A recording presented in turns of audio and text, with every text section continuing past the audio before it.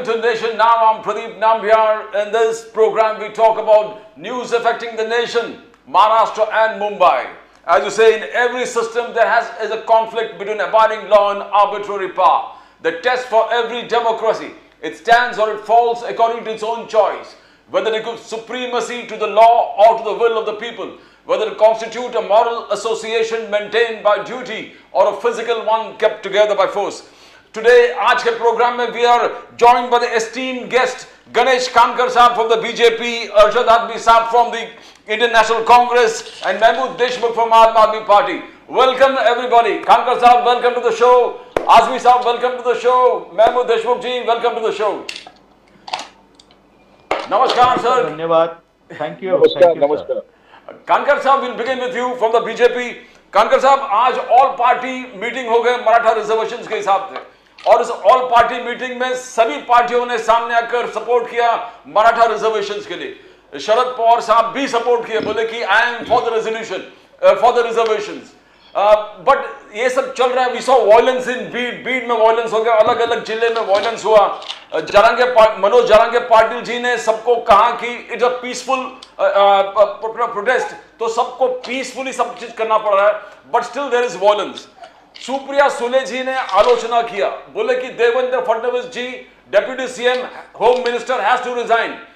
He has not been able to contain नहीं कर पाए। Kankar sahab, Devendra Fadnavis has not been able to contain the violence, that was Supriya Sule ji का कहना है। सुप्रिया सुले जी आगे जाकर कह रहा कि फडणवीस साहब ने हमेशा मराठा, डांगर, लिंगायत और मुस्लिम रिजर्वेशंस को अपोज किया।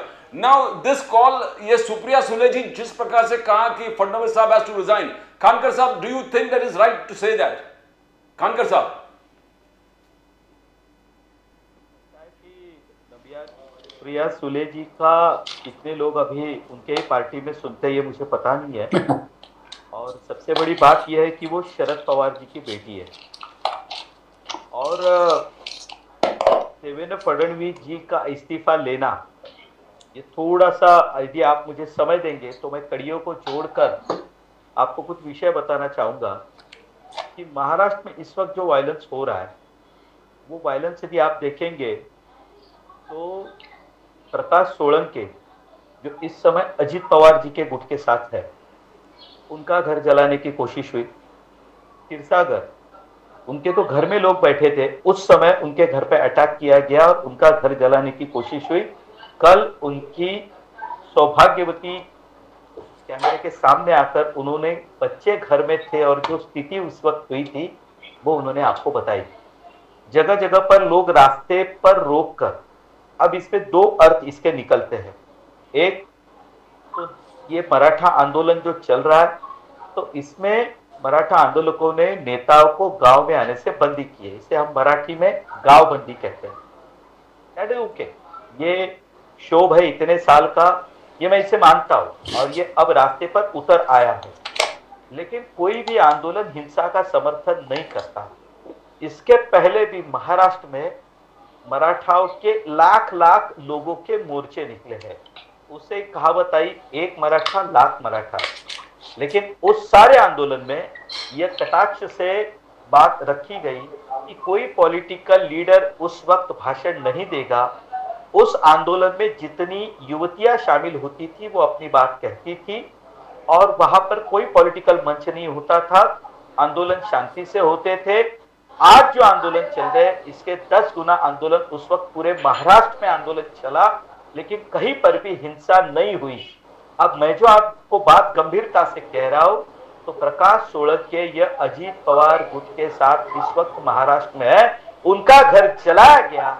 मुझे उम्मीद थी कि सुप्रिया सुले जी उस पर कुछ बात कहेगी।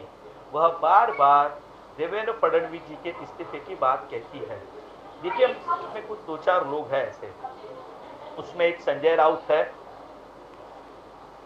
आज सुप्रिया सुले जी है, और दूसरी बात, देवेंद्र फडणवीस जी इस वक्त महाराष्ट्र के उप मुख्यमंत्री है। कल मनोज जारंगे जी ने जिस तरह से फडणवीस जी के बारे में जो लफ्ज कहे उन्होंने, नंबियार जी, उसको आप यदि ध्यान से सुनेंगे तो सारी बात आपके ध्यान में आएगी। अगले चरण में यदि आप मुझे मौका देंगे तो ये मराठा आंदोलन की शुरुआत जो अन्ना साहब पाटिल जी ने 1982 में अपने आप को शूट करके लिया, उसके बाद ये आंदोलन कैसे चला और इस आंदोलन के मुख्य रूप से आज ये आंदोलन यदि इस जगह पर पहुंचा है तो वहां पर इसको दबाने की कैसे कोशिश हुई वो भी मैं आपको बताऊंगा यदि आप मुझे परमिशन देंगे। आप बोलिए लेकिन जो आप सुप्रिया बोलिए। सुळे जी, आपके बाद हाँ बोलिए कानकर सर, साहब। ऐसा है ये मराठा आंदोलन आज का नहीं है। इस आंदोलन को शुरू हुए 40 साल से ऊपर का समय बीत चुका है। ये आज का नहीं है। दूसरी बात, ये 1955-60 में पहली बार जब मुंबई ये एकमात्र राज्य था, उस समय भी जो रिजर्वेशंस की बात हो रही थी, लेकिन उस समय उसको इतना तवज्जो नहीं दिया गया। लेकिन 70 के दशक में ये मराठा आंदोलन की बात निकली और जब अण्णा साहब पाटिल ये माथाड़ियों के नेता थे और जो पहली बार मुंबई में आंदोलन चलने के बाद कुछ समय के बाद जब ये उन्हें एहसास हुआ कि मुझे आगे रखकर ये आंदोलन चलाने की कोशिश हो रही है और उसके माध्यम से कुछ लोग अपनी राजनीति कर रहे हैं, उम्र के 42वें साल में अण्णा साहब पाटिल जिन्होंने माथाड़ियों की इतनी बड़ी संगठना को खड़ा किया, उन्होंने अपने आप को शूट करके लिया। ये 1982 की मैं एक घटना बता रहा हूं। आज तक पूरे महाराष्ट्र में जिन्होंने मराठों के नाम पर राजनीति की तो वो थे शरद पवार। और महाराष्ट्र में आप शुरुआत से लेके ये कन्नमवार वगैरह जो थोड़ा या वसंतराव नाईक ये विदर्भ के नेता छोड़ेंगे तो जितने भी महाराष्ट्र के मुख्यमंत्री बने वे सारे के सारे पश्चिम महाराष्ट्र से संबंध रखते थे। शरद पवार जी से लेके विलासराव देशमुख जी से लेके पृथ्वीराज चौहान तक ये सारे नेता ये खुद मराठा थे और पश्चिम महाराष्ट्र से भी अपने आप को बिलोंग करते थे। शरद पवार जी 1987 में कांग्रेस में वापस आए, शंकरराव चव्हाण केंद्र में फिर से गृह मंत्री बने और शरद पवार महाराष्ट्र के फिर से मुख्यमंत्री बने। 1982 से लेकर 87 तक सर 5 साल का मैं गैप छोड़ दूं, उसके बाद में 90 से 1 साल फिर वो केंद्र में गए। 1993 के दंगे के बाद वे फिर महाराष्ट्र में आए तो 93 से 95 और 99 से लेकर 2014 तक पूरे समय कांग्रेस और एनसीपी की सरकार महाराष्ट्र में रही। इसके बीच में शालिनी ताई पाटिल जिन्होंने इस महाराष्ट्र में मराठा आंदोलन को नेतृत्व देने की बात की, वे आगे बढ़ी। मैं आपको बता दूं उस वक्त इस महाराष्ट्र में गृह मंत्री या एनसीपी का था छगनराव भुजबळ, उसके बाद में आर पाटिल। यह सिलसिला बार बार चलते रहा। फिर कभी जयंत पाटिल, एनसीपी के पास ही गृह मंत्रालय था। जो शालिनी ताई पाटिल इसकी बात करती थी मराठा आंदोलन की, वे लड़ती थी कोरेगांव से, सातारा के मतदार संघ से। यह हालत हुई कि उन्हें अपनी जगह से ही मोबाइल पर भाषण देना पड़ा। जहां वो जाने वाली थी, हजारों लोग उनकी राह देख रहे थे, उनका भाषण बकायदा लाउड स्पीकर पर सुनाया गया। विषय था मराठा आंदोलन। सरकार थी कांग्रेस और एनसीपी की, और वही एनसीपी शरद पवार जी के नेतृत्व वाली, जिनका गृह मंत्री था शालिनी ताई पाटिल, को मराठा आंदोलन के नेतृत्व के करते उन्हें घर से बाहर नहीं निकलने दिया गया। अगले चुनाव में शशिकांत शिंदे कोरेगांव से चुनाव लड़े और वो शालिनी ताई पाटिल को पराजित करके उन्हें पार्टी से निकाला गया। शशिकांत शिंदे कोरेगांव से विधायक बने। सर ये हिस्ट्री है। और 2014 के बाद में पहली बार एक मिनट फिर आप मुझे रोकिए। हाँ बोलिए। उसके बाद में पहली बार मराठों को आरक्षण पृथ्वीराज चौहान जी ने दिया। जो क्या हुआ हाईकोर्ट में, उसके बारे में क्या हुआ, उसके बाद में फिर दोबारा फडणवीस जी मुख्यमंत्री बने, उन्होंने आरक्षण दिया। उस आरक्षण को हाईकोर्ट ने मान लिया, सुप्रीम कोर्ट तक बात गई और रुकी, और उसके बीच में यह आरक्षण महाराष्ट्र में चल रहा था। 2019 में साहब सरकार बदल गई और उसके बीच में आज जो महाराष्ट्र सरकार ने पहल की, सभी को बुलाकर बातचीत की। यदि आप 2019 के बाद में जितने महाराष्ट्र के अधिवेशन हुए उसमें चर्चा हुई, उसमें फडणवीस जी के भाषण यदि आप चेक करेंगे तो उन्होंने उस समय सरकार को चेतावनी दी थी कि सुप्रीम कोर्ट में मराठा आरक्षण की बात हमको ठीक तरीके से रखनी होगी।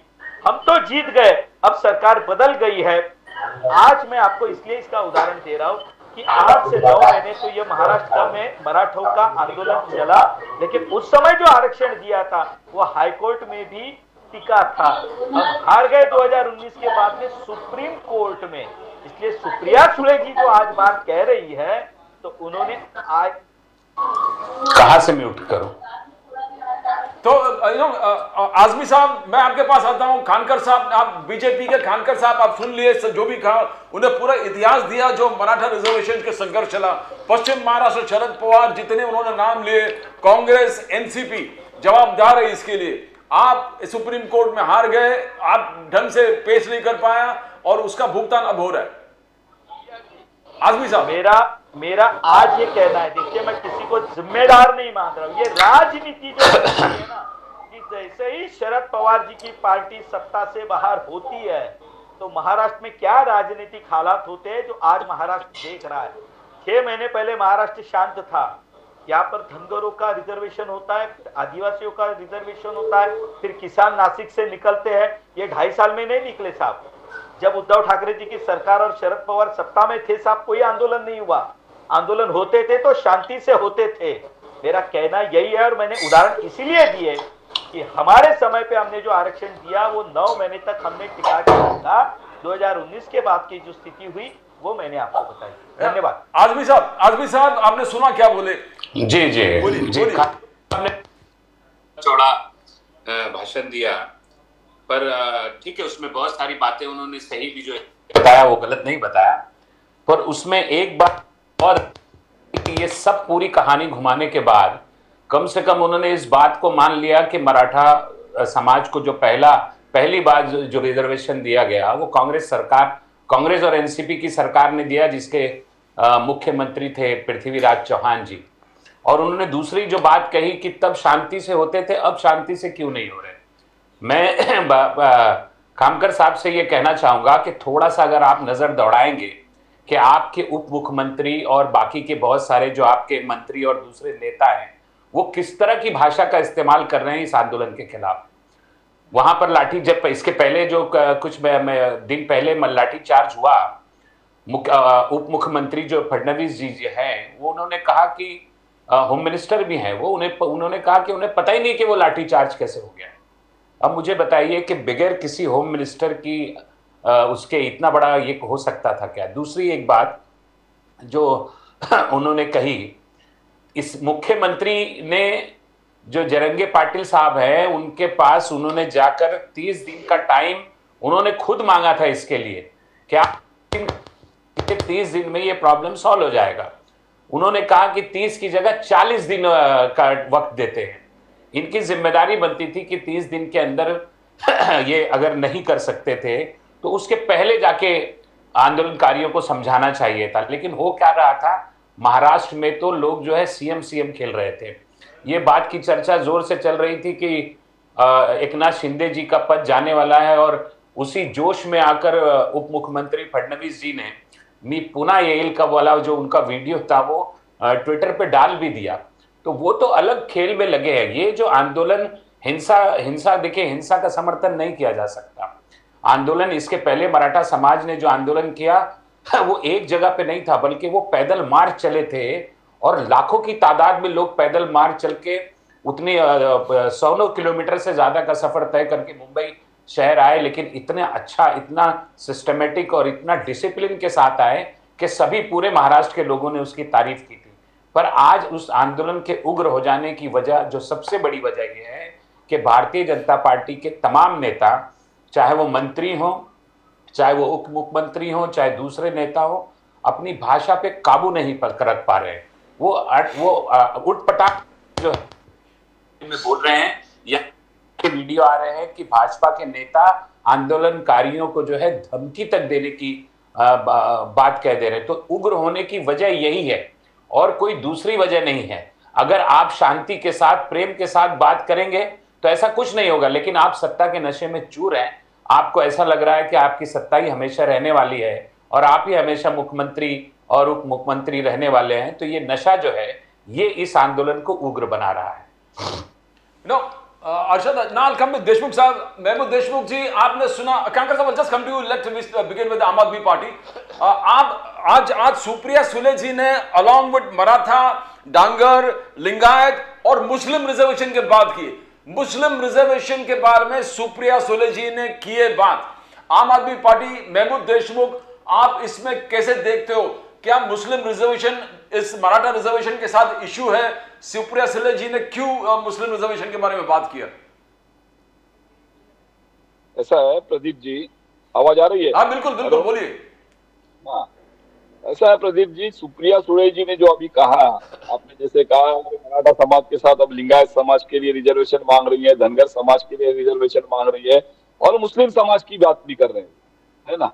बिल्कुल। ये तो पहले डिसाइड हो चुका था। 16% मतलब जो है मराठा आरक्षण था मराठा समाज के लिए, 5% मुस्लिम समाज के लिए आरक्षण था, लेकिन बाद में ये कैंसिल हुआ।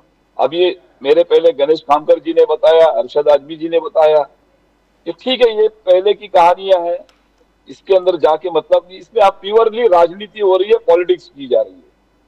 मैं समझता हूं कि मराठा आरक्षण की बात, जैसे खामकर जी ने बताया, ये 1980 से इसकी शुरुआत हुई थी बिल्कुल, और अब तक ये चले आए, है ना?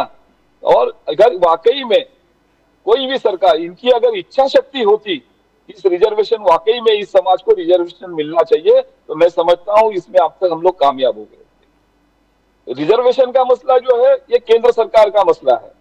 मैं ये कहना चाहता हूं भारतीय जनता पार्टी के नेताओं से, वो क्यों नहीं अपने केंद्र सरकार के नेताओं से कहते हैं? अभी हाल फिलहाल में नरेंद्र मोदी जी यहाँ पे शिरडी आकर गए, अगर वो चाहते तो जरांगे पाटिल से जाके मुलाकात कर लेते और वो आश्वासन देते कि ठीक है, जो रिजर्वेशन का जो मसला है, किसी भी जाति को आरक्षण का जो मसला है, वो केंद्र सरकार का मसला है, वो केंद्र सरकार के इसमें आता है, हक में आता है, दायरे में आता है। वो आश्वासन दे देते थे और जरांगे पाटिल का मतलब कुपोषण खत्म कर सकते थे, लेकिन वो खत्म करना नहीं चाहते हैं। और महाराष्ट्र की सरकार जो है ये भी खेल रही है। ये कल तक इनको ये उम्मीद नहीं थी कि ये आंदोलन इस तरीके से मतलब बढ़ जाएगा, या इस तरीके से हालात पैदा हो जाएंगे। मैं अभी फिलहाल सोलापुर में हूँ, पिछले 10 दिन से मैं सोलापुर में हूँ। मैं नजदीक से मैं ये महसूस कर रहा हूँ, सोलापुर, उस्मानाबाद, नांदेड़, परभनी, जालना, ग्रामीण सेक्टर के अंदर जो है एक लोगों के दिमाग में, सुनिए, इसके अंदर देखिए हिंसा का कोई भी समर्थन नहीं करता, लेकिन ये आज जो हालात बने हैं इसके लिए पूरी तरीके से जिम्मेदार अगर कोई है वो देवेंद्र फडणवीस और शिंदे सरकार जिम्मेदार है। और खास करके देवेंद्र फडणवीस इसलिए जिम्मेदार कहा जाता है क्योंकि होम मिनिस्टर वो है, लॉ एंड ऑर्डर की जिम्मेदारी पूरी उनकी बनती है। अगर पूरे महाराष्ट्र के अंदर लॉ एंड ऑर्डर का प्रॉब्लम अगर क्रिएट हुआ है तो उसके लिए जिम्मेदार कौन है? क्या उनको ये मालूम नहीं पड़ा उनके पास? उनको ये रिपोर्ट नहीं पहुंची कि ऐसे हालात क्यों बन रहे? आज गांव गांव में लोग ये महसूस कर रहे हैं कि हमें ठगा गया है। जरांगे पाटिल जी ने कहा था 30 दिन के बदले 40 दिन का मैं समय देता हूं, 40 दिन होकर गए, उसके बावजूद कुछ नहीं है। सिर्फ झूठे आश्वासन देने का काम मत कीजिए, किसी के जान से मत खेलिए। सिर्फ एक व्यक्ति की जान का सवाल नहीं है, ये कई लाखों लोगों की जान का सवाल है ना? आज महाराष्ट्र के अंदर गांव गांव के अंदर, खेड़े गांव में एक आम आदमी जो मराठा समाज है वो ये महसूस कर रहा है कि हमारे साथ में चीटिंग हो, और इसके लिए ये कुछ हालात ऐसे बन गए हैं। मैं उसका समर्थन फिर भी नहीं करूंगा, क्योंकि हिंसा से कोई मसला हल नहीं होता है ना? और आप भी जो आज मतलब मीटिंग की गई, ऑल पार्टी जो मीटिंग आज बुलाई गई, मैं कहता हूं ये उसी वक्त बुला लेना चाहिए था मुख्यमंत्री महोदय को। क्यों नहीं बुलाया उन्होंने? लेकिन वो सोच रहे थे कि भाई नहीं, अगर ऑल पार्टी लोगों को हम बुला लेंगे तो क्रेडिट का सवाल है। मेरी हाथ जोड़ के विनती है सभी महाराष्ट्र के नेताओं से कि यहाँ पे ये क्रेडिट का मसला मत रखिए कि हमारी पार्टी को क्रेडिट मिलेगा या आपकी पार्टी को क्रेडिट मिलेगा।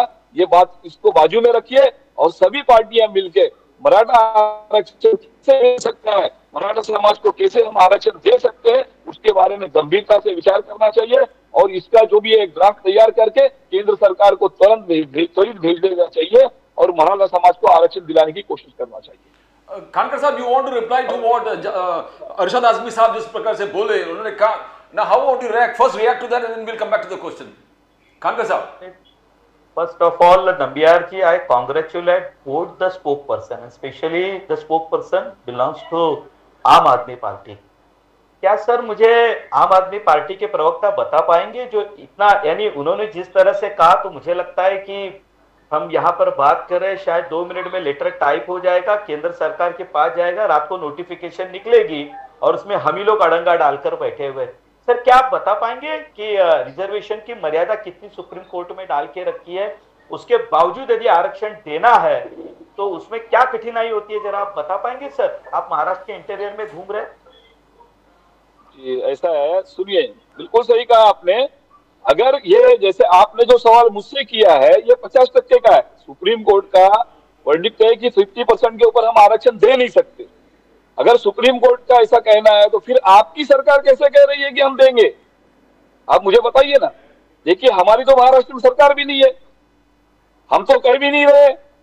आपके मुख्यमंत्री, आपके उप मुख्यमंत्री किस मतलब बेस पे कह रहे हैं कि हम आरक्षण देंगे? इसका मतलब ये हुआ कि आप लोगों की भावनाओं से खेल रहे हैं। इसलिए मैंने आपका अभिनंदन किया।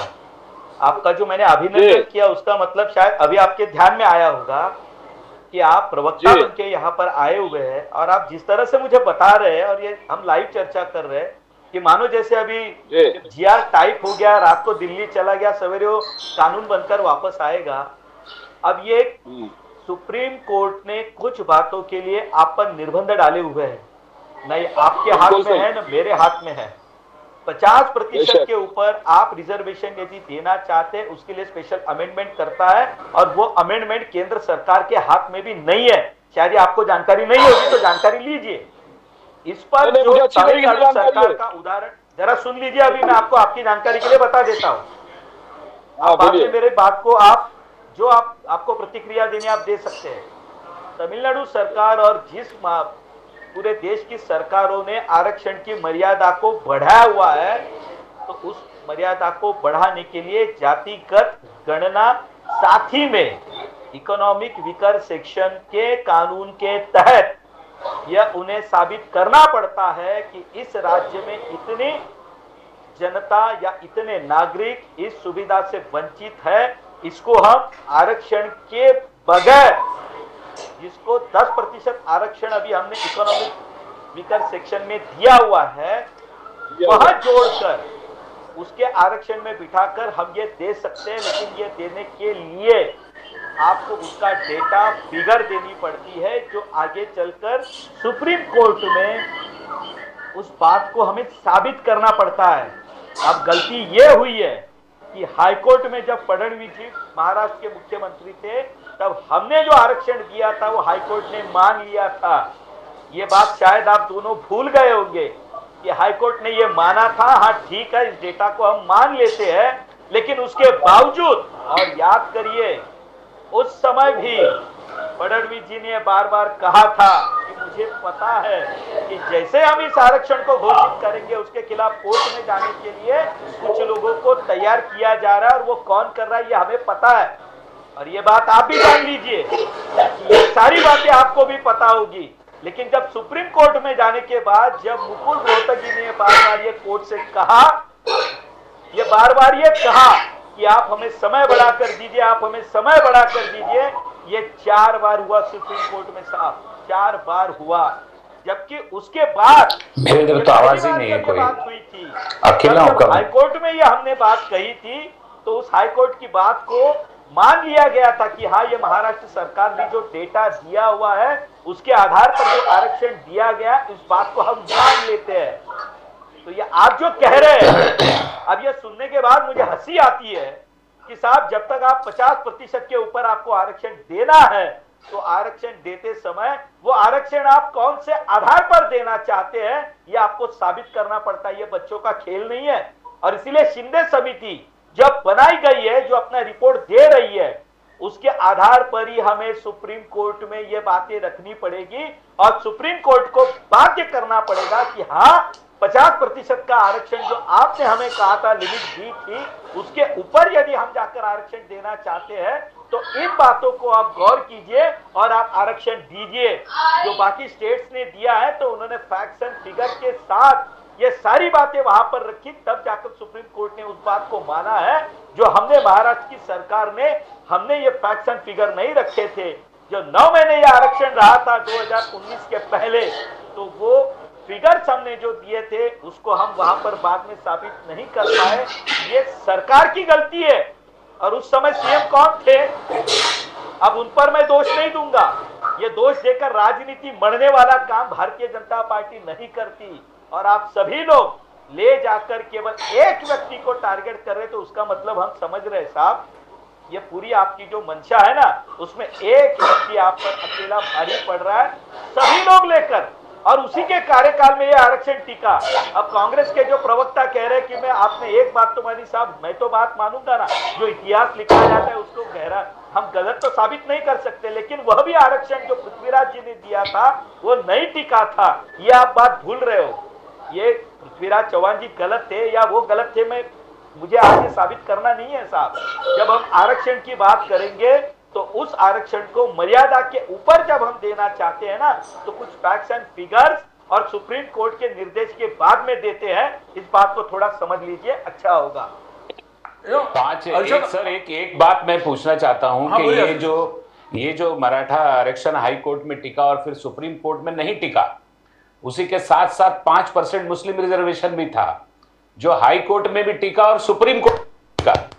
उस पर भारतीय जनता पार्टी की सरकार रही हो या फिर ये शिंदे जी की सरकार रही हो, उस पर कोई देने के बारे में कभी आपने कोई सोचा नहीं, कोई पहल नहीं की। और अभी आपने इतने सारे कानून बता दिए, तो मुझे पिछली बार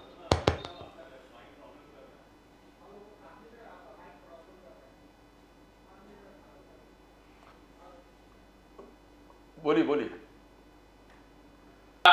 शिंदे साहब जो थे पिछली बार जब वहां गए थे, वो 30 दिन किस बात के मांग कर आए थे? वो ये सारी अड़चने रिजर्वेशन देने में होती हैं। ये बात मुझे लगता है कि तकरीबन सभी लोगों को पता है, इतना आसान नहीं है, ये हर कोई जानता है। कैप लगा हुआ है 50% का, ये सभी को पता है। लेकिन जिस तरीके से आपकी सरकार ट्रीट कर रही है कि ये सोच करके ये धीरे से वापस अपने घर चले जाएंगे, तो साहब ये तो आपकी गलत फहमी है ना। आपको इस बात को ऐलान ये खुले तौर से ये बात करनी चाहिए, आपने क्यों नहीं की? आप उसके बाद जो है आपके मंत्री उनको मराठा समाज को फोन पर गालियां दे रहे हैं। जब गालियां देंगे आपका उप मुख्यमंत्री लाठीचार्ज होने को कहेगा, मुझे पता नहीं, और दूसरे स्टेट में जाके इलेक्शन का प्रचार करेगा, तब मुझे बताइए कि वो समाज के लोगों को क्या महसूस होगा। देश का प्रधानमंत्री महाराष्ट्र की सरजमीन पर आएंगे और आने के बाद इतना बड़ा आंदोलन चल रहा है और उस आंदोलन के बारे में एक शब्द नहीं कह कर जाएंगे, तो मुझे बताइए वो समाज को क्या महसूस होगा? क्या वो समाज को ये नहीं समझ में आएगा कि इतनी बड़ी सरकार, इतने बड़े नेता, वो इतने बड़े आंदोलन की कोई परवाह नहीं कर रहे हैं? इसका जवाब दीजिए जरा आप मुझे। कानकर साहब, इसलिए कहा ना कि थोड़ी जानकारी आपके पास होती तो बड़ा अच्छा होता। अब आप दोनों को शायद ये आप प्रवक्ता करके यहाँ पर आए हैं, आपको पता ही नहीं होगा मनोज जरांगे ने क्या मांग की थी। कोई मुझे मतलब ये अच्छा नहीं है, लेकिन आप शायद दोनों को पता नहीं होगा कि मनोज जरांगे ने जो बात कही थी, उन्होंने ये कहा था कि कुणबी प्रमाण पत्र ये मराठों को मिलना चाहिए जिनके ऊपर नोंद लिखी हुई है, तो रजिस्ट्रार में जिनके ऊपर रिमार्क लिखे हैं उनको कुणबी प्रमाण पत्र मिलना चाहिए। और उसके लिए महाराष्ट्र सरकार ने समय मांग कर लिया था कि हम इस सारी नोंद को पूरा खंगा लेंगे। 7 करोड़ के ऊपर वहां पर रजिस्टर चेक किए गए। क्या ये बात आपको पता है?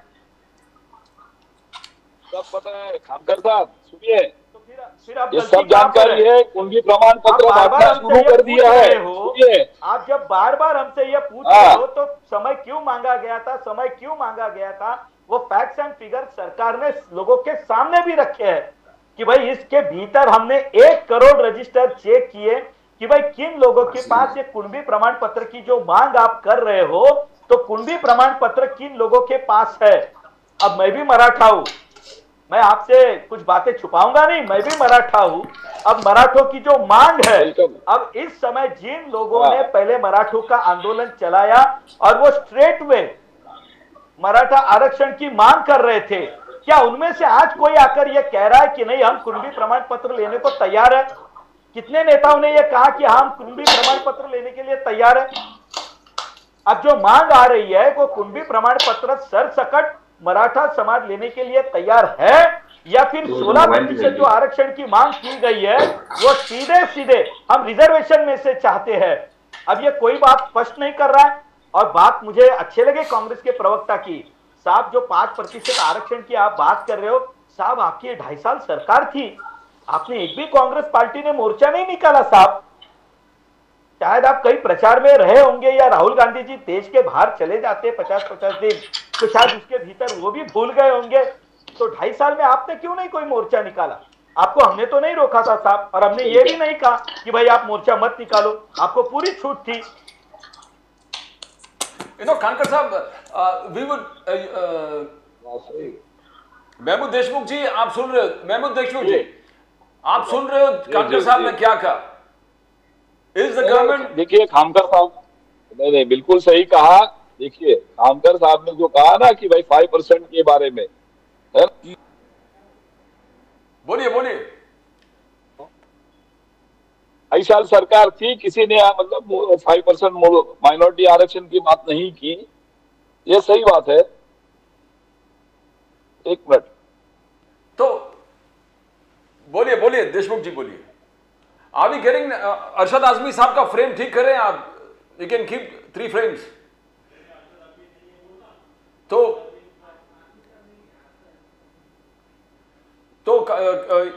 महमूद देशमुख जी, आप सुन रहे हो मेरे? कैन यू हियर मी?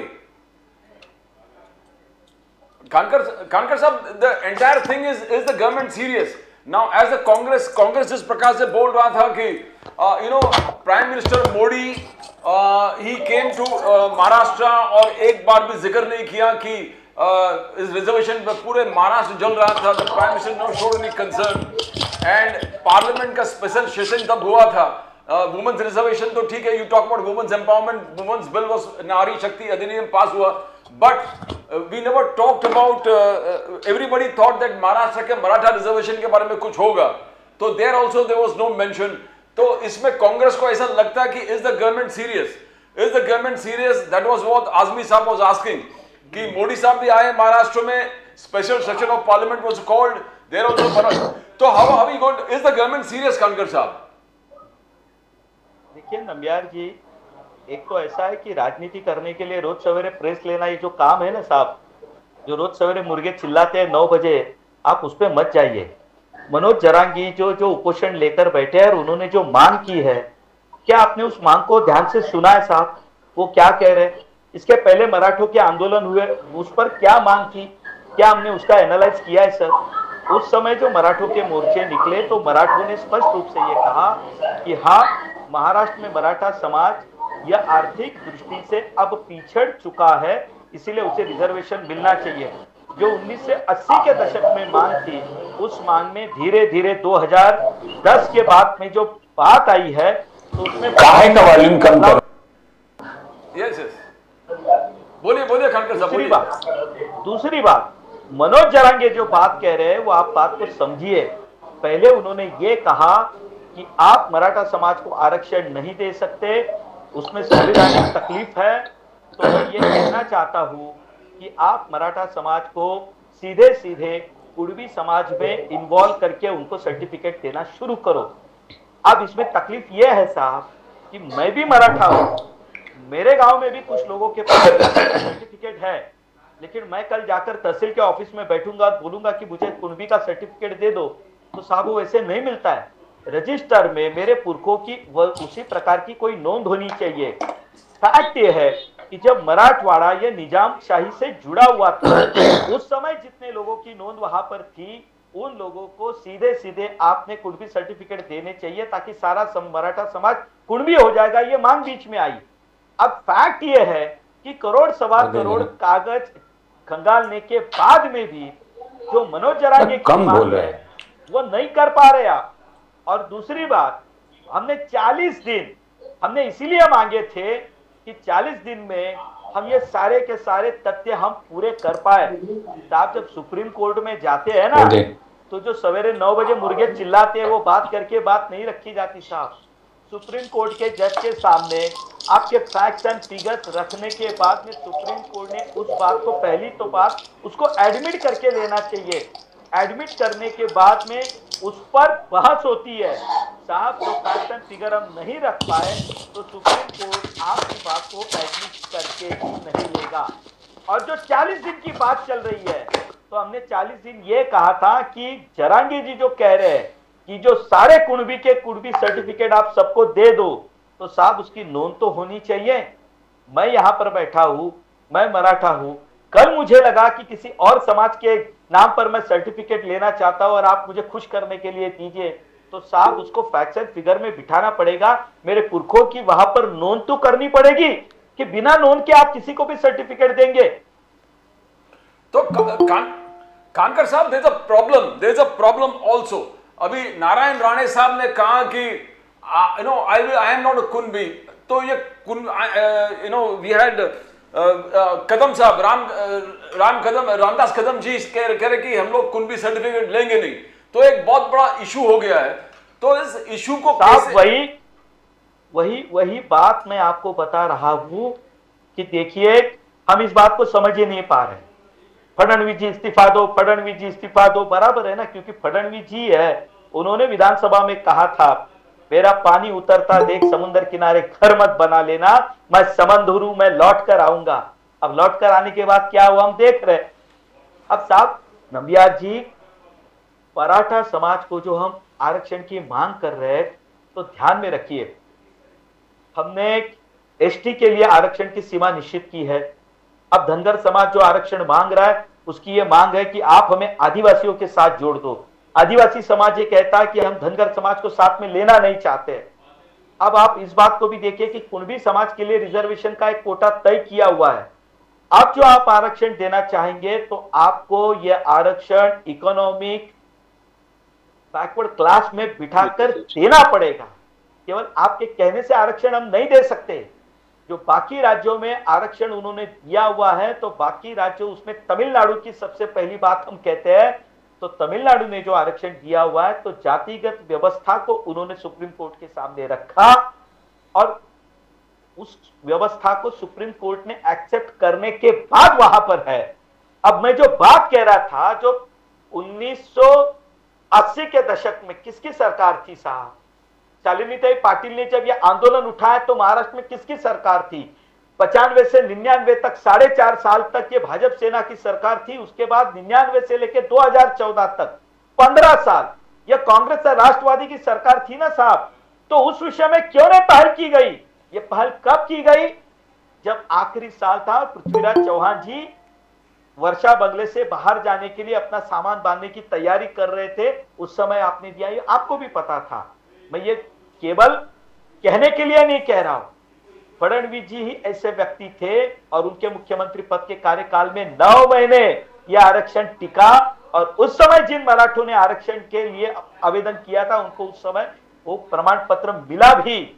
उसके बाद में जब सरकार बदली हुई, तब केंद्र में जाने के बाद जो बात रखनी चाहिए थी, ये मैं आपके सामने नहीं कह रहा हूं, दिस इज ऑन रिकॉर्ड। ये दोनों प्रवक्ता ये कह दे कि हाँ, मुख्यमंत्री ने जब ये सरकार से बात कही थी,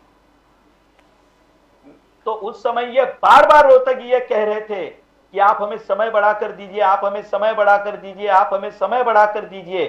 ये उस समय मुकुल रोहतगी जी बार बार कह रहे थे और हम सुप्रीम कोर्ट में अपनी बात को रख नहीं पाए। क्या मैं ये कह रहा हूं ये बात झूठ है? ये दोनों प्रवक्ता बताए मुझे। I'll come back. Deshmukh ji, you want to resort to what? Deshmukh जी, आप बात करना चाहते हो? खानकर साहब ने जो प्रश्न उठाए उस पर। ये ऐसा है, अभी खानकर साहब ने जो बात कही, जो बातें खानकर साहब समझ सकते हैं, वो इस महाराष्ट्र के मुख्यमंत्री को समझ नहीं पा रहे हैं या महाराष्ट्र के उप मुख्यमंत्री समझ नहीं पा रहे हैं। यह हैरानी की बात है। जो कुछ इन्होंने कहा, अगर ये कहना चाहते हैं कि भाई ये इतना आसान नहीं है, तो फिर अगर आसान नहीं है तो फिर 40 दिन का समय क्यों दिया, 30 दिन का समय क्यों दिया, क्यों वक्त मांगा गया, क्यों जरांगे पाटिल की भावनाओं से खेला जा रहा है? यही बातें जो खानकर साहब बता रहे हैं, यही बातें मनोज जरांगे जी को बताया गया होता, बैठ के साफ साफ बात की गई होती कि भाई इतना आसान नहीं है। और आप मुझे बताइए, अभी भी महाराष्ट्र के अंदर भले ही आप मुख्यमंत्री नहीं है इनके, लेकिन उप मुख्यमंत्री तो ये है ना देवेंद्र जी, अभी भी बात रख सकते हैं। क्यों नहीं करना चाहते ये? ये कहते हैं ना कि भाई उसके बाद हमारी सरकार चली गई, मांग के लिया था, उस समय उन्होंने जो मांग की थी, वो मांग ये थी कि मराठा समाज को कुणबी समाज में आप इन्वॉल्व करके उनको सरसकट आप सर्टिफिकेट देना शुरू करो। उस समय हमने ये कहा था कि इसका अभ्यास करना पड़ेगा, उनकी रजिस्टर में बकायदा नोंद है नहीं है, मराठी तुम्ही आहात साहेब, आपल्या वंशावळीची तिथे नोंद असावी लागते, आपली वंशावळी 7-12 वरती नोंद असते, गाव पाटील त्याला सर्टिफाईड करतो, ही गोष्ट तुमच्या कशी लक्षात येत नाही साहेब? देशमुख जी, आमदार साहेब ऐका, बोलिए बोलिए। साहेब मी स्वतः शेतकरी आहे, 7-12, 6-12, 8-10 सगळं मला माहित आहे, मी स्वतः शेतकरी आहे, मला त्या गोष्टीची चांगली कल्पना आहे, माझ्याही 7-12 जे काही जे आपण म्हणताय हे स्पष्टपणे का नाही मुख्यमंत्र्यांनी किंवा उपमुख्यमंत्र्यांनी या जरांगे पाटील साहेबांसमोर हे मांडलं? त्याच वेळेला जर स्पष्ट म्हटलं असतं त्यांना 6 महिन्याची वेळ द्या, तर प्रश्न मिटला होता. काय झालं याच्यामध्ये? त्यांनी तुम्ही 30 दिवसात एक समजून का घेत नाही? 6 महिन्याची वेळ देऊन सुद्धा तुम्ही करणार काय? तुम्ही मराठवाड्यामधल्या सरसकट सर्व मराठा समाजाला तुम्ही कुणबी सर्टिफिकेट द्या म्हणून सांगितलं आणि कुणबी समाजाची जर का 1 करोडच्या वर तिथे रजिस्टर तपासल्यानंतर जर का त्याच्यात नोंद नसेल तर तुम्ही प्रेझेंट काय करणार साहेब? दुसरी बाब, त्यांचं म्हणणं समजून घ्या, ऐकून घ्या, संपूर्ण मराठा समाज ऐकून घ्या. सर्टिफिकेट घ्यायला तयार आहे का? अहो हे तर विचारा, तुम्ही तयार आहात का? तुम्ही जर मराठा आहात तर तुम्ही मान्य करता का? का मी मराठा आहे, मला कुणबी सर्टिफिकेट द्या म्हणून? साहेब खामकर साहेब, माझं ऐकून घ्या, माझं तेच म्हणणं आहे, ज्यांची मागणी असेल तर ज्यांना कसं आहे माहिती आहे, ज्यांना सर्टिफिकेट घ्यायचं असेल ते घेतील, ज्यांना घ्यायचं नसेल तर घेणार नाही. आहे या महाराष्ट्रामध्ये 35% मराठा समाज आहे. अरे कुणबी सर्टिफिकेट इशू कर रहे, सरकार ने इशू करना शुरू कर दिया कुणबी सर्टिफिकेट्स। अरे नंबियार जी, आप मेरी बात को समझिए, जब कोई सर्टिफिकेट जात निहाय हम देते हैं तो उसमें उसकी इन्वेस्टिगेशन करने का एक तरीका है, जिनकी वहां रजिस्टर में नोंद है उनको इशू करना हमने शुरू भी किया है। मांग अब ये आ रही है कि आप सीधे तौर पर जो मराठा है उन सभी को आप सर्टिफिकेट देना प्रारंभ करो, और मराठा समाज से ही ये मांग अब आ रही है कि हमें कुणबी करके नहीं तो हमें मराठा समाज करके आरक्षण मिलना चाहिए। जरांगे ने जो बात कही वो ये कह रहे हैं कि आप मराठवाड़ा में जितने मराठा है उन सभी को आप कुणबी बनाइए। अब साहब देने के लिए दिक्कत ये है कि आपके पुरखों की वहां नोंद तो होनी चाहिए। अब ये बात देशमुख जी मुझे बताए, साहेब तुम्ही शेतकरी आहात तर तुमच्या गावच्या त्या नोंदीमध्ये गाव पाटलाने तुमची नोंद साहेब कुणबी म्हणून केलेली आहे की मराठा हिंदू म्हणून केलेली आहे ते सांगा बरं। तुम्हाला उद्या वाटलं मला सर्टिफिकेट द्या तर तुम्ही तिथे कुणबी असल्याचं काय प्रूव्ह करणार जर सांगा बरं, म्हणजे बाकी महाराष्ट्रालाही तुमच्यामुळे मार्गदर्शन मिळेल। कसं आहे नाही खामकर साहेब, हा जो मुद्दा आहे कुणबी मराठा हा उल्लेख फक्त हैदराबाद निजाम स्टेट मध्ये होता। ऐका, महाराष्ट्राच्या उर्वरित भागामध्ये अशी कुठेही नोंद मिळत नाहीये, फक्त निजाम काळामध्ये ही सोय होती, निजाम काळामध्ये नोंदी झालेल्या आहेत आणि ह्याचा फक्त पुरावा तुम्हाला जर भेटत असेल तर तो मराठवाड्यामध्ये भेटेल, उर्वरित महाराष्ट्रात भेटणार नाही। प्रश्न तो नाहीये, प्रश्न असा आहे की कुणी जर कुणबी समाज बघा हे कसं आहे, कुणावर कशाला नाही घ्यायचं असेल घेणार नाही, तो कुणाला ज्याला वाटत असेल कुणबी समाजाचं आम्हाला म्हणजे सर्टिफिकेट घ्यायचं आहे त्याने घ्यावं प्रमाणपत्र, ज्याला घ्यायचं नसेल तो घेणार नाहीये। अच्छा देशमुख साहब, अच्छा नंबियार जी, चर्चा को बढ़ाने के पहले मैं आपसे विनती करूंगा, वही बात मैं दोनों प्रवक्ताओं से पूछना चाहता हूं, आप हम पर जितना आरोप करना चाहिए कीजिए, सवेरे से लेकर रात तक फडणवीस जी का इस्तीफा मांग लीजिए, कोई मुझे इतना तो बताए कि साहब कुणबी समाज के नोंद वाले कितने रजिस्टर में वहां पर नंबर मिले, कम से कम ये तो बताए, फिर हमको ये बताए ना कि हम देने के लिए तैयार नहीं है, कोई मुझे इतना तो बताए।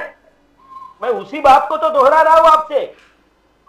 तो आजमी साहब आप कुछ बोलना चाहेंगे कि सर्टिफिकेट देने को तैयार है, स्टडी होना पड़ेगा हर चीज का भी, कमेटी सीएम ने कहा है, एकनाथ शिंदे ने कहा है कि 3 pronged एक्टिविटीज हम लोग कर रहे हैं, हम लोग 3 चीफ जो जजेस को अपॉइंट किए हैं, फिर बैकवर्ड कमीशन को इन्वॉल्व कर दिए, हर तरह से स्टडी चल रहा है, तो आपको लग रहा है कि सरकार is serious about it? Arshad आदमी साहब, देखिए साहब, प्रॉब्लम जो है ना, ये तो सभी को पता है कि रिजर्वेशन देना इतना आसान नहीं है, इससे किसी को भी इनकार नहीं है। लेकिन ये सारे हालात जो इतने अचानक में जो बिगड़े हैं, मैं पहले भी कहा फिर कहा, अगर उसको ये हटाकर दूसरी बातों पर ध्यान ले जाएंगे तो कोई फायदा नहीं। सिर्फ आपका कितने आप इस पर सीरियस हैं। आप ये बात जो है कि सारे लोगों को आप कुंभी समाज का सर्टिफिकेट देना चाहते हैं, लेकिन उनके पुरखों का वहां पर पुराना वो होना चाहिए, तो इससे तो उन्होंने इनकार कर दिया ना, ये तो बात उससे आगे बढ़ गई। अब उसको आप दोबारा क्यों दोहरा रहे हैं, मेरे समझ में नहीं आ रहा है। वो तो पूरे मराठा समाज को आर्थिक तौर पर वो रिजर्वेशन मांग रहे हैं, तो आप उसको बार बार कह रहे हैं कि महानोंदणी, ये बात तो उससे आगे बढ़ चुकी है साहब। अब उसको क्यों दोहरा रहे? या तो आप हाँ कहिए या तो आप ना कहिए। आप उसको गोल गोल घुमाकर ले रहे हैं, जिससे उन लोगों का उनका जो ये है आंदोलन उग्र होते जा रहा है। और ये आगे, अभी तो ये शुरुआत हुई, आगे तो और कितना इस पे ये हो सकता है। आपके गोल गोल घुमाने पर सारा प्रॉब्लम खड़ा हो। मुझे आपसे यही उम्मीद थी, ये सारा इतिहास और मैंने अभ्यास से बताने के बाद मुझे आपसे इसी उत्तर की अपेक्षा थी। मैं आपसे बार बार कह रहा हूं कि मराठा समाज जो आरक्षण मांग रहा है वो इकोनॉमिक वीकर सेक्शन के मायने में आरक्षण मांग रहा है। ये बात तो सभी जानते हैं। तो फिर आप तो बताइए ना, तो पृथ्वीराज चौहान जी को किसने रोका था? साहब, इसको प्रेजेंट करना पड़ता है। ये तो आप कह रहे हो ना कि मैंने वही कहा कि आप अभी हम बैठे हैं, लेटर टाइप किया, सवेरे दिल्ली से आ गया। सुनिए साहब, मेरी बात सुनिए ना, उसको प्रेजेंट करते हैं साहब आप लोग। तो बात, अरे वाह, प्रेजेंट करना पड़ता है, बात सही है। तो प्रेजेंट करने के लिए वहां आंदोलन चल रहा है, आपके उप मुख्यमंत्री दूसरे स्टेट में जो है वो मुझे बात, एक मिनट मैं आपसे सीधा सवाल करना चाहता हूं। मैं आपसे सीधा सवाल करना चाहता हूं। मनोज जरांगी के पास महाराष्ट्र के मुख्यमंत्री के नाते शिंदे गए थे, यानी पूरी सरकार चली गई थी। अभी भी महाराष्ट्र के मुख्यमंत्री शिंदे है, हमारे सरकार का चेहरा वो है।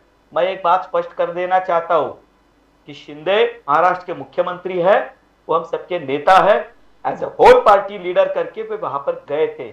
हम अपनी जिम्मेदारी से पीछे नहीं हटे। मुझे खाली कोई एक जवाब दे सकता है दोनों में से? बार बार फडणवीस जी कहां से आ गए? एक मिनट मेरी बात, फडणवीस जी कहां से आ गए? एक मिनट सुनिए। फडणवीस जी का उल्लेख क्यों बार बार किया जा रहा है? कहां से आ गए मैं आपको बताता हूं। किया जा रहा है, इसलिए किया जा रहा है। सुनिए, फडणवीस जी कहां से आ गए? मनोज जरांगे की कल की जो भाषा थी ना साहब, वो सब ध्यान में आता है। मेरी बात सुनिए ना, आपको बताना आता है ना कहां से आ गए। मैं आजमी साहब, थोड़ा हम लोग टॉपिक से आगे निकले। आजमी साहब, नहीं, सिर्फ एक सेंटेंस में बोलना चाहता हूं। बोलिए। फडणवीस जी यहाँ से आ गए कि वहां पर पूरे महाराष्ट्र में इस तरह से उग्र आंदोलन शुरू हो चुका है, और फडणवीस जी 2 दिन पहले उस पे ट्विटर के ऊपर अपना एक स्पीच डाल रहे, मैं पुनः यही। यहाँ से फडणवीस साहब आ गए। इतनी गैर जिम्मेदारी एक मुख्यमंत्री की हो सकती है कि इतना सीरियस इशू स्टेट में चल रहा है और उन्हें मुख्यमंत्री बनने की पड़ी हुई है। उप मुख्यमंत्री फडणवीस जी यहाँ से आ गए। साहब, आप संजीदा तो होइए, आपकी क्या परेशानियां हैं, कोई भी समाज बिल्कुल उसको समझेगा, मराठा समाज के लोग भी समझेंगे, लेकिन वो आपकी गैर संजीदगी पे, जैसे आपके मंत्री उन्हें फोन पर गालियां दे रहे हैं, तो ये क्या, ये संजीदगी, ये सीरियसनेस है आपका मराठा समाज को लेके। और मेरा कनेक्शन कट गया था, मैं आपसे एक जवाब ये भी चाहूंगा। पिछली बार भी मैंने सवाल किया था कि 5% मुस्लिम रिजर्वेशन को सुप्रीम कोर्ट ने भी हरी झंडी दिखा दी थी। क्या आप उस रिजर्वेशन को लागू करने का कोई प्लान, कोई नियत रखते हैं आगे? इसका जरा मुझे जवाब दे दीजिए। You want to answer that? Kankar Sahab, you want to answer that on 5% Muslim reservations? क्यों नहीं? मुझे पता है ना, जब इनकी सरकार थी तो ये कोई आरक्षण के लिए बस झगड़े नहीं होंगे। अब ये विपक्षी पार्टी सरकार आने के बाद इन्होंने रोड पे आना तो लाजमी है साहब। मैंने एक लाइन में कहा था साहब, एक लाइन में। ये कब शुरू होता है? जब शरद पवार जी या तो सत्ता के बाहर होते हैं या शरद पवार जी का दूर दूर तक सत्ता से संबंध नहीं होता है, तभी ये सब शुरू होता है। मुस्लिम आरक्षण का विषय आज का है क्या? नहीं, आप दे रहे हैं कि नहीं दे रहे नहीं, हैं? मेरी बात सुनिए, पूरी बात सुनिए अभी। आप दे रहे हैं कि नहीं दे रहे हैं? मेरी पूरी बात सुनिए। आप बताइए, आपको चलिए 2.5 बोलिए। साल में आपकी जब सरकार थी तो हमने लेने के लिए रोका था क्या आपको? नहीं, रिजर्वेशन दिया ना आपने हमने, दिया था क्या 2.5 साल में? दिया ना, आपकी जब 5% रिजर्वेशन दिया ना भाई। किसने मराठा दिया? समाज के साथ 5% रिजर्वेशन दिया। मराठा समाज का जो रिजर्वेशन था वो सुप्रीम कोर्ट में जाके रुक गया, लेकिन मुस्लिम समाज के रिजर्वेशन जो 5% का था उसको सुप्रीम कोर्ट ने भी हरी झंडी दिखाई कि हाँ, ये आर्थिक आधार पर ये रिजर्वेशन दिया जा सकता है। लेकिन आपकी ही पार्टी की तरफ से इसका विरोध हो गया। खुद अमित शाह जी ने ये बात कही कि धर्म के नाम पर आरक्षण नहीं हो सकता। हम इकोनॉमिकली वो रिजर्वेशन मांग रहे थे, तो ये आपने विरोध किया। क्या सुप्रीम कोर्ट ने हरी झंडी दिखाई है भारतीय जनता पार्टी और आपका ये कहना है, सरकार उसे देगी? मुझे ये बताइए, आपका ये कहना है कि हिंदुस्तान में धर्म के आधार पर रिजर्वेशन देना चाहिए? नहीं देना चाहिए। तो फिर सेक्युलरिज्म की बात क्यों करती है कांग्रेस पार्टी? एक मिनट, मैंने तो कहा नहीं। सुप्रीम मैंने कोर्ट का आप मुझे आर्थिक उदाहरण स्थिति दे रहे के तो ऊपर मुझे कहा इतना ना। बताइए, साहब, ये आर्थिक धर्मनिरपेक्षता स्थिति पर कहा की हमने। ढोंग करना बंद कर दो फिर, या भाई फिर साहब, धर्म के आधार आर्थिक पर आप स्थिति पे कहा आरक्षण नहीं ना। मांग सकते। आप देंगे क्या 5% रिजर्वेशन अरे, आर्थिक स्थिति पे? मैंने आपसे मुस्लिम सवाल समाज को पूछा, आप सुप्रीम मेरे से कोर्ट ने क्यों हरी सवाल झंडी पूछ दिखाई रहे है। हैं? धर्म के आधार पर हिंदुस्तान में संविधान में फिर लिखा आप हुआ चले है, गए। आप आरक्षण सुप्रीम नहीं कोर्ट दे ने सकते। जिस- आप एक ये मिनट, मानते हो कि नहीं मानते हो? एक मिनट आर्थिक मुद्दे पर आरक्षण देना चाहिए, इसका मैं समर्थन करता हूँ। नहीं नहीं, आर्थिक मुद्दे पर आरक्षण देना चाहिए, मैं समर्थन करता हूँ। जो रिजर्वेशन की बात है जिसे सुप्रीम कोर्ट ने स्वीकार किया है, वो 5% मुस्लिम रिजर्वेशन धर्म के आधार पर नहीं है। इस बात को आपको आर्थिक तौर ये पर सुप्रीम कोर्ट भी कह रहा है। तौर पर आरक्षण देने में हमें कोई विरोध नहीं है। तो मैं आपको 5% जो स्पष्ट मुस्लिम करता हूँ। समाज को आर्थिक फिर आप आधार मुस्लिम पर समाज रिजर्वेशन का- मिला है, फिर आप मुस्लिम क्या शब्द भारतीय लेकर आए? जनता पार्टी उसे देगी? फिर आप मुस्लिम शब्द क्यों लेकर आए? मैं आपसे अरे फिर से सवाल कर रहा हूँ। एक मिनट। हिंदुस्तान के संविधान में लिखा है कि धर्म के आधार पर आरक्षण देना चाहिए, नहीं देना फिर क्या? चाहिए, या फिर आप संविधान बदलना चाहते हैं? राहुल उनकी गांधी जी रोज आर्थिक उठकर भाषण स्थिति की देते हैं। बुनियाद पर वो आरक्षण दिया गया मैं है। आपसे फिर पूछ रहा हूँ, मैं आपको मुस्लिम जवाब होने दे के रहा हूं नाते उसका। आरक्षण मांग रहे हो या केवल आर्थिक विषय पर आरक्षण मांग रहे हो? वो पहले आर्थिक बता दो। विषय पर आरक्षण मांगा जा तो रहा मुस्लिम है शब्द क्यों जोड़ और वो रहे हो? समाज की निशानदेही तो करना पड़ेगा। उस ये नहीं समाज को होता है कॉन्ट्रैक्ट साहब, तो करना पड़ेगा। ये दोनों तरफ से ढोल नहीं बजता। नहीं, ये गलत आपके बात राहुल आपने गांधी जी जो को समझाइए, एक समाज को राहुल कहाँ गांधी जी को बुलाया जाए? समझाइए, ये जो रोज धर्म नहीं, निरपेक्षता मुस्लिम- का एक ढोल मिनट। बजा रहे उसको बंद करो। मैंने उसको मुस्लिम बंद करो। धर्म का नहीं कहा, मैंने समाज कहा। तो हम तैयार है, समझ हम दीजिए ना तैयार फिर। है। दीजिए। आर्थिक रूप से आरक्षण जो भी मांगेगा उसको कर्नाटक दिया में जाएगा, 4% धर्म का के आधार रिजर्वेशन पर था। नहीं। अमित शाह जी ने उसको खत्म करने का ऐलान किया था। आप आप महाराष्ट्र कितना भी में भागेंगे ना आगे साहब, जाके देंगे आप क्या? मेरे सवाल का जवाब नहीं दे पाएंगे। क्या? मैंने आपसे सवाल फिर से करिए, कहा, मैं देता हूं। तो मराठा समाज जब 16% नहीं, आरक्षण सवाल मांग करिए, रहा मैं है, देता हूं जवाब। सवाल करिए आप। तो अरे मैं आपसे फिर पूछ रहा हूँ, क्या भारत के संविधान में धर्म के नाम पर आरक्षण देने का प्रावधान है? नहीं है। तो फिर आप क्यों संविधान को बदल रहे हो? ये कौन आपके सा? राहुल गांधी जी को एक मिनट, समझाइए ना कौन बदलने की बात कर रहा है? तो अभी आप ही ने कहा। कौन कर रहा है? मुस्लिम। अरे आप ही ने कहा। एक मिनट, आप मुस्लिम समाज को समाज नहीं मानते क्या? फिर वही बात क्यों? समाज को आप आर्थिक मुस्लिम रूप समाज से को आरक्षण समाज देने नहीं में मानते कहाँ मना क्या? किया? कहाँ मना मैं क्या किया? बोल रहा हूँ, आप मुस्लिम समाज को समाज नहीं मानते। आर्थिक आधार पर आप अपनी बात में फंसे जा रहे हो मेरी बात साहब। सुनिए। आप कितना भी आधा मेरी घंटा बात बहस तो करेंगे सुनिए तो साहब। साहब मैंने आपसे पूछा, आप मेरी क्या बात तो हिंदुस्तान सुनिए। की संविधान में लिखा हुआ है जिसकी दुहाई रोज राहुल गांधी देते हैं, संविधान बदल दो, संविधान बदला क्या जाएगा? बात कर तो आप क्या कर रहे हो? संविधान बदल दो। मेरी बात अरे? सुनिए। अभी जितनी नंदियाल जी, you take your सुनिए, मेरी बात final सुनिए। decision। मैं एक काम करता हूँ, देशमुख जी आप कुछ बोलना चाहेंगे इस पर? देशमुख सुनिए, आजमी साहब का देशमुख जी से बात, मैं आपके पास आ जाता हूँ। एक बात मेरी सुन लीजिए। हाँ बोलिए बोलिए। जितनी भी स्वर्ण जातियां हैं, आर्थिक आधार पर उनको 10% का रिजर्वेशन मिला कि नहीं मिला? 10% रिजर्वेशन मिला कि नहीं स्वर्ण जातियों को आर्थिक आधार पर? बिल्कुल बिल्कुल मिला मिला, बोलिए बोलिए। Yes. तो मैं ये बोल रहा हूं कि फिर ये मुस्लिम समाज को 5% आरक्षण क्यों नहीं मिल सकता है? चलो वो तो आंसर आपका चल गया। आप उन्होंने कहा कि रिलीजियस नाम पे नहीं होना चाहिए। आप भी कहा रिलीजियस। आपका कहना कि देशमुख साहब आप बोलिए, इसमें कुछ ऐड करना चाहते हो? नहीं तो जस्ट देशमुख जी बोलिए। देखिए ऐसा है प्रदीप जी, अभी खामकर साहब कहते थे आप लोग धर्म की राजनीति करते हो, धर्म की बात करते हो। की भारतीय जनता पार्टी कर रही है, संविधान खत्म करने की बात भारतीय जनता पार्टी कर रही है, इनकी सरकार कर रही है। रहा माइनॉरिटी के आरक्षण की जो बात है, अभी अरशद भाई हमारे बता रहे थे, तो सुप्रीम कोर्ट ने 5% आरक्षण, जब सुप्रीम कोर्ट में यह मैटर जब चला गया तो सुप्रीम कोर्ट ने यह कहा कि नौकरी में पॉसिबल नहीं है, आपको एजुकेशन में मिल सकता है। लेकिन बाद में यह हुआ कि वो एजुकेशन में भी देना बंद हो गया। तो देखिए, हम धर्म के नाम पे नहीं, इस्लाम के नाम पे, धर्म इस्लाम है, मुस्लिम समाज है। सुनिए कामकर साहब, धर्म के नाम पे नहीं मांग रहे हैं। तो जिस तरीके से मराठा आरक्षण जो है सोशल एंड बैकवर्ड क्लास है ना, सामाजिक तौर पे, आर्थिक तौर पे जो पिछड़ापन है, उसी तौर पे मुस्लिम समाज भी है, मुस्लिम समाज भी पिछड़ा है आर्थिक तौर पे और सामाजिक तौर पे जो पिछड़ा हुआ है, उनके लिए हम आरक्षण की मांग कर रहे हैं। लेकिन ये हमारी बदनसीबी है, मुस्लिम समाज की बदनसीबी है कि मुस्लिम समाज का आवाज उठाने वाला कोई बंदा नहीं खड़ा होता है, क्योंकि आखिर में वोट बैंक की राजनीति आती है।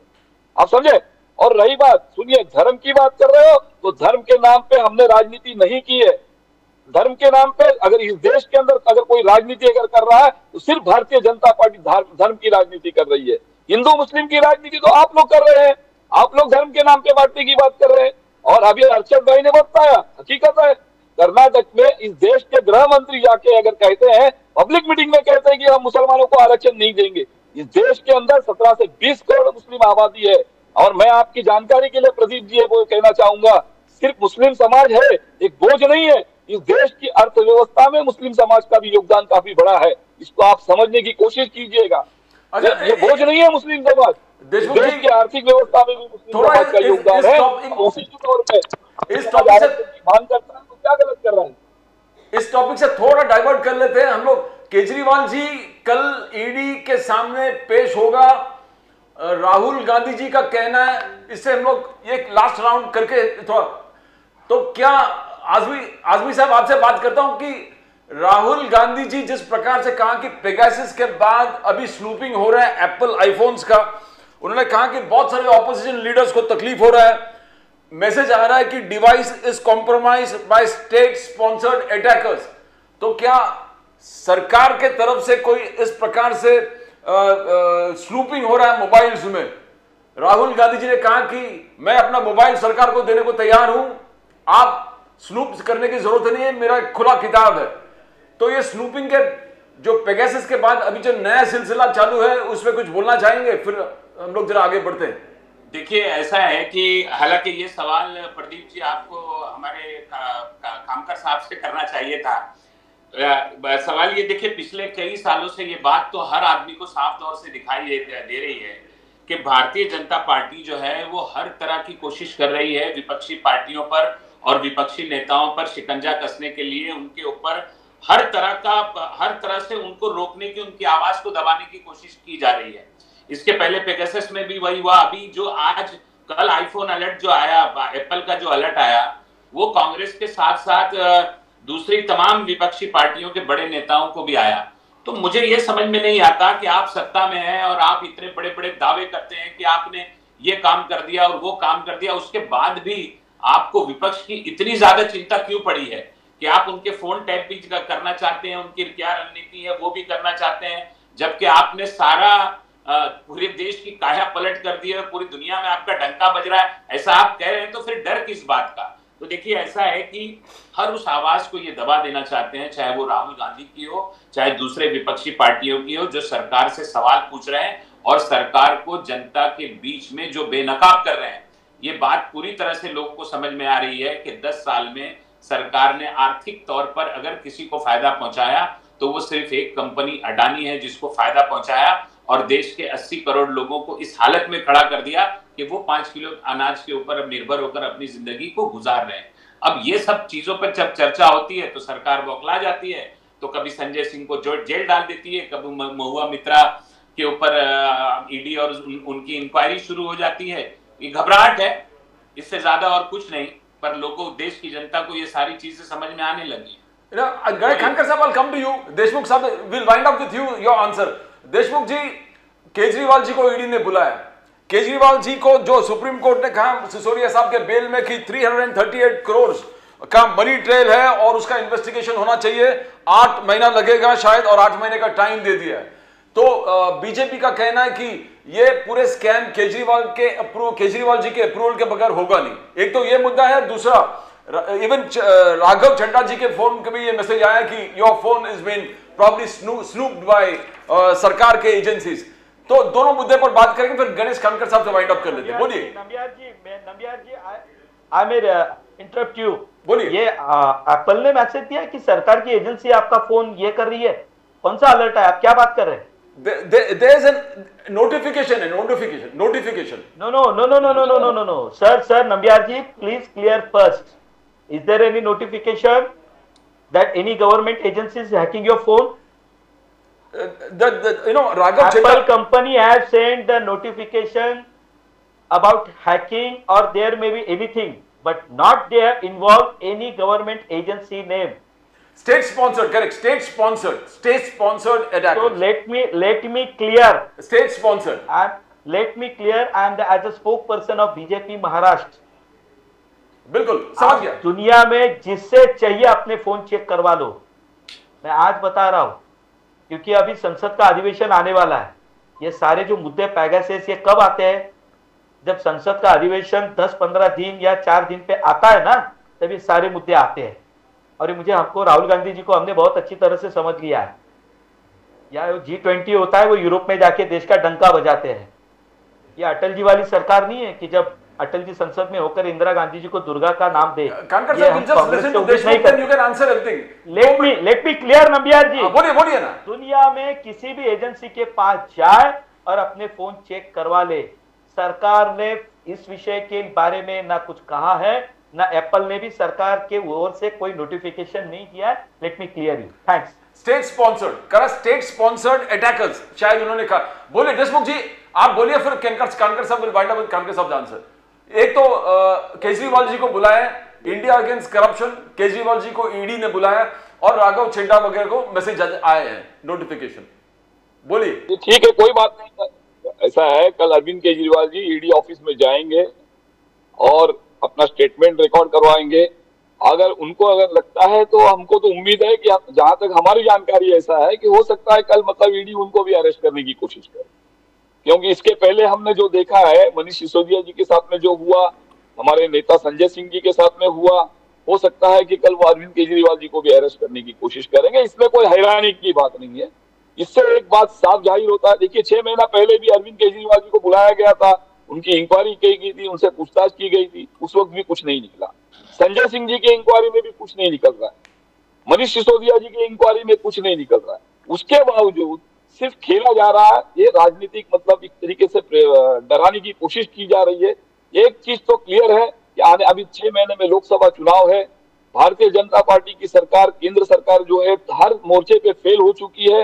अब इनके पास कोई मुद्दा, और जब से मैंने बार बार कहा है, आपके चैनल के माध्यम से मैंने हमेशा कहा है, जब से इंडिया अलायंस तैयार हुआ है उसके बाद से इन्होंने ये सोचा था कि शायद इंडिया अलायंस के अंदर ये लोग ज्यादा दिन एक साथ में नहीं टिकेंगे, टूट जाएंगे, बिखर जाएंगे, लेकिन ऐसा कुछ हुआ नहीं है। इंडिया अलायंस मजबूती के साथ में आगे बढ़ने जा रहा है और आज भारतीय जनता पार्टी के साथ इनके पैर के नीचे से जमीन सरक रही है। ये जानते हैं कि 2024 में मई में हम लोग सत्ता से बाहर होने वाले हैं, इसलिए ये कोशिश की जा रही है, अरविंद केजरीवाल जी हो या और भी हमारे जो मतलब अलग अलग पार्टी के जो नेता हैं, उनके साथ में भी यही कोशिश की जाएगी।